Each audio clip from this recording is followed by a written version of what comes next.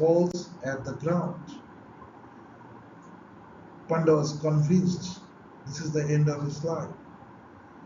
He was upset that he will be killed, not by any dreaded gangsters, smugglers, terrorists, not even a petty thief, but by a rampaging wild boar.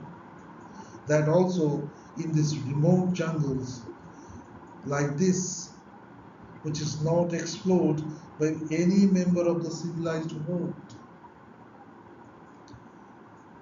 His body will rot here, and even he will not receive the last rites from his family. But after falling, when he was thinking all this, surprisingly he noticed that where is the boar? No one is there, only the growls of the tiger can be heard. Whether the boar was afraid of those tigers and it has turned around for his life, everything in this island is fishy. At this time he heard the growls of the tiger along with some human voice. What happened?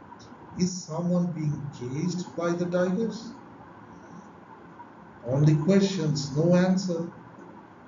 He stood up and slowly moved to the bushes towards the growls he heard.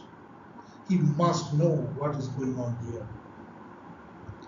After walking for some time, he found a cave and some people, around 20 of them, is running out of the cave as if they have been chased by something that is surely going to kill them.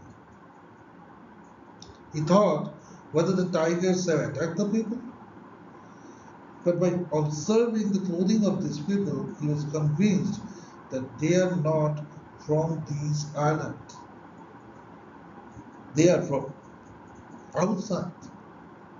He have the news that only 6 to 7 people has been allowed to enter this island. But here is so many modern people.